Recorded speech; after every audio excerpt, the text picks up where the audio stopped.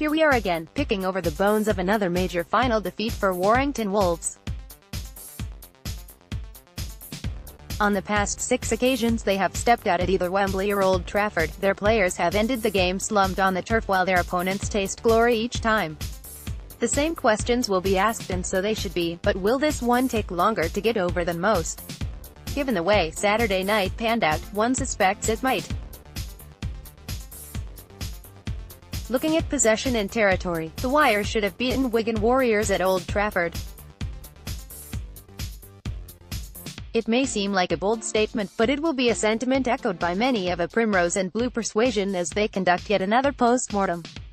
Unlike the Wembley defeat to Catalans, in which Wolves were comprehensively outplayed, Wigan were there for the taking and they let them off the hook.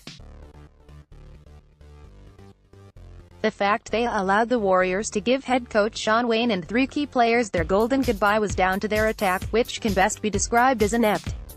It was as if Warrington exhausted their ideas to send Josh Charnley over for the game's opening try, because after that their offensive game completely fell apart.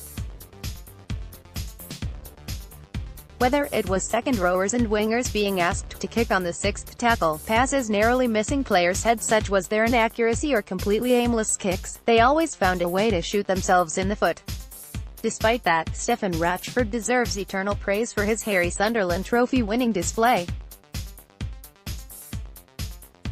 He was attacking on his own most of the time, and to pick up that award while being on the losing side speaks volumes.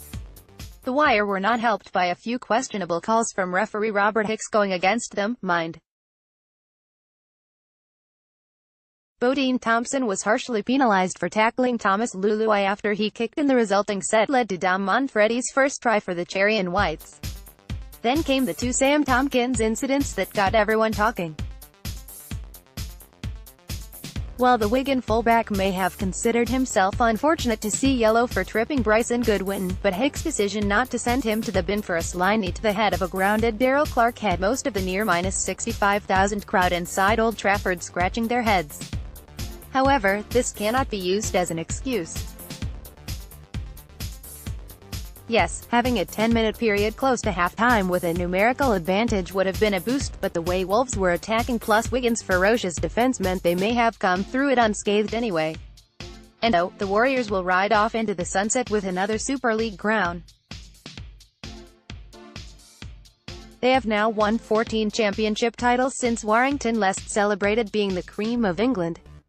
The Wire will be left to brood, but while they may have lost both finals this year, they can still consider this year a success. This was supposed to be a season of transition, with a new coach and new ideas to implement. After the miser of last year, a lot of people would have been quietly satisfied with a top 8 place. The fact they have given themselves a great chance of winning both trophies deserves great credit. On the other hand, the longer their drought goes on, the harder it becomes to stop the rot. Interesting notes. The Wire's 4th Super League Grand Final defeat, and their 3rd to Wigan. Stephen Ratchford becomes the 2nd player, after Paul Deacon with Bradford in 2002, to win the Harry Sunderland Trophy despite being on the losing side. Tyrone Roberts, George King and Bodene Thompson play their final games for Warrington. Wire have now lost their past 6 major finals, 4 grand finals, 2 Challenge Cup finals. 64,892 is the lowest Super League Grand Final crowd since 2009. Match facts: Super League Grand Final Saturday, October 13, 2018. Wigan Warriors, 0.12 Warrington Wolves, 0.4 Warriors. Sam Tompkins, Dom Manfredi, Dan Sarginson, Oliver Gildart, Tom Davies, George Williams, Thomas Luluai, Roman Navarrete, Sam Powell, Ben Flower, John Bateman, Drew Greenwood, Sean O'Loughlin. Subs: Morgan Ascare, Liam Farrell, Brian Sutton, Tony Clubb.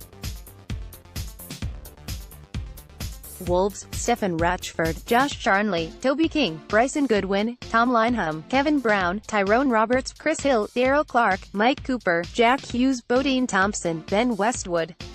Subs: Joe Philbin, Ben Murdoch-Masila, George King, Deck Patton. Scoring: Charnley try, 12 minutes, 0-4, Manfredi try, 26 minutes, 4-4, Davies try, 31 minutes, 8-4, Manfredi try, 78 minutes, 12-4. Penalties, Warriors 4 Wolves 7 Referee, Robert Hicks Attendance, 64,892 Top men, to be decided by readers' vote.